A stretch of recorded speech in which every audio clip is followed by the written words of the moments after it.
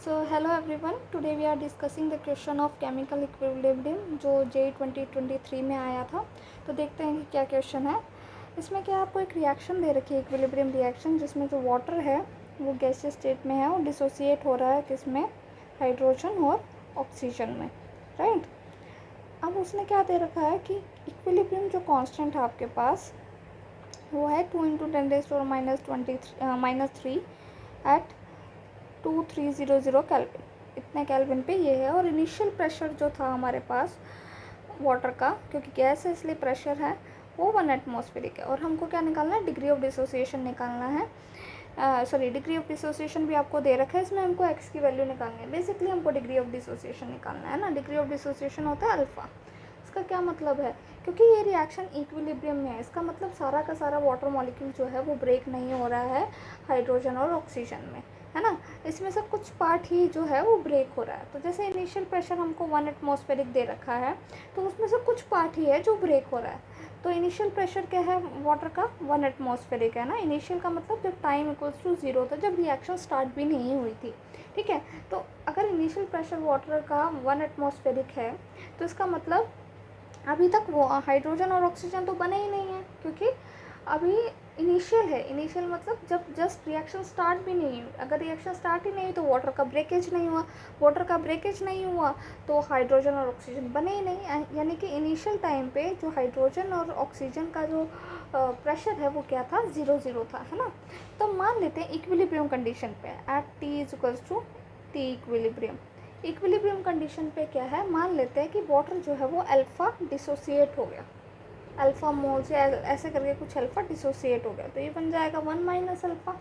अगर ये alpha dissociate हुआ है, अब आप इस रिएक्शन का स्टोइकियोमेट्रिक अगर देखेंगे तो अगर मान लेते हैं हम इसका 1 मोल डिसोसिएट हुआ है, तो ये कितना बनेगा, ये भी 1 मोल बनेगा, पर ये हाफ मोल बनेगा, है ना, 1/2 मोल है, राइट। सो ये कितना बनेगा, हाफ मोल बनेगा। तो अगर इसका अल्फ़ा डिसोसिएशन हुआ है जो मैंने माना है, तो यानी कि वाटर भी H2 भी कितना बनेगा, अल्फ़ा ही बनेगा। लेकिन क्योंकि ऑक्सीजन हाफ बन रहा है as compare to dissociation of water, तो ये कितना बनेगा, ये बनेगा अल्फ़ा/2, ठीक है।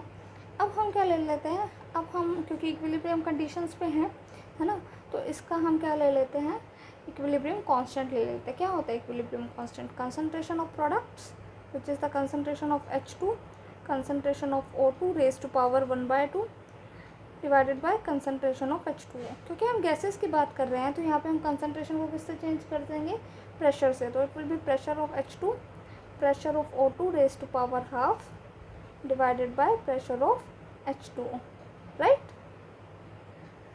ओके, तो अब इक्विलिब्रियम कंडीशंस पे जो हमारी ये कंडीशन थी, ये हमारे क्या है, प्रेशर से, राइट। तो हम इसकी वैल्यू लिख देंगे। तो प्रेशर ऑफ H2 क्या है इक्विलिब्रियम कंडीशन पे, अल्फ़ा। प्रेशर ऑफ O2 क्या है, अल्फ़ा/2, सो अल्फ़ा/2 रेज़ टू पावर ½ क्योंकि जब हम इक्विलिब्रियम कंडीशन के लिए इक्विलिब्रियम कांस्टेंट निकालते हैं, जो भी स्टोइकियोमेट्रिक कोफिशिएंट होता है वो पावर में चला जाता है ना। और वाटर का क्या है, 1 - अल्फ़ा। और ये आ गया आपके पास equilibrium constant. I am writing again, alpha into अल्फ़ा/2 raise to power ½ divided by 1 - alpha, right. अब ये जो सब है ये किसके इक्वल है, हमको ऑलरेडी दे रखा है ना, इक्विलिब्रियम कांस्टेंट 2 × 10⁻³ के इक्वल है, राइट। तो अब हम इसको इक्वेट कर सकते हैं 2 × 10⁻³ के इक्वल, है ना। अभी हम देखिए ये जो 1 - अल्फ़ा है, क्योंकि इसका इक्विलिब्रियम कांस्टेंट बहुत कम है ना, 2 × 10⁻³, तो मैं ये अज्यूम करके चल रही हूँ कि डिसोसिएशन बहुत कम हुआ है। और 1 - अल्फ़ा को हम अप्रॉक्सीमेटली क्या लिख सकते हैं, 1। ठीक है, अगर आप नहीं भी लिखेंगे, पूरी कैलकुलेशन करेंगे, दैट वुड बी कम्बरसम।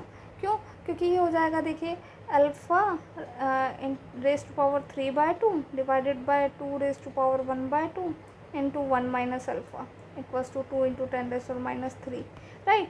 अब आप इसको मल्टीप्लाई करेंगे, उधर लेके जाएंगे तो बहुत ही डिफ़िकल्ट हो जाएगा। तो हम क्या करते हैं कई बार कि कैलकुलेशन को सिंप्लीफाई करने के लिए थोड़े से अजम्पशंस कर लेते हैं, बट इतना अजम्पशन नहीं होना चाहिए कि अल्फ़ा अगर 0.5 है तो भी आप इसको 1 मान रहे हैं, ऐसा नहीं होना चाहिए। क्योंकि आपको ऑलरेडी दिया हुआ है कि जो डिसोसिएशन कांस्टेंट है वो 10⁻² में ही है ना, ऑलरेडी हमको पता ही है ये। तो इसका मतलब वो 1 से कम ही है, इसलिए हमने इसको 1 रख लिया अप्रॉक्सीमेटली, ठीक है। ओके, तो अब ये क्या हो जाएगा, अगर मैं इसको 1 रख रही हूँ अप्रॉक्सीमेटली, तो alpha raise to power 3/2, 2 raise to power 1/2 और ये 1 ही हो गया है ना, 2 × 10⁻³ तो ये हो जाएगा, 2 को भी उधर ले जाइएगा है ना, तो अल्फ़ा रेज़ टू पावर 3/2 ये भी ऐसा ही हो जाएगा, 2 × 2 रेज़ टू पावर 1/2 × 10⁻³ यानी कि 2 रेज़ टू पावर 3/2 × 10⁻³ और अल्फ़ा रेज़ टू पावर 3/2 है ना। अब आपके पास क्या है, alpha raise to power 3/2 equals to 2 × 3/2 × 10⁻³ हमको सिर्फ अल्फ़ा चाहिए। तो अब क्या करिए, सारी सबकी पावर क्या ले लीजिए, 2/3 ले लीजिए। 2/3 ले लेंगे तो कैंसिल आउट हो जाएगी ना, देखो 2 से 2 गया, 3 से 3 गया, तो अल्फ़ा ही बच गया। यही हमको चाहिए, अल्फ़ा की पावर बेसिकली हमको क्या चाहिए, 1 चाहिए। तो जो भी पावर यहाँ पर है उसका रेसिप्रोकेशन से आप उसकी पावर ले लीजिए। तो ये हो जाएगा 2 × 3/2 फिर से 2/3 अगेन 10⁻³ रेज़ टू पावर 2/3 ठीक है।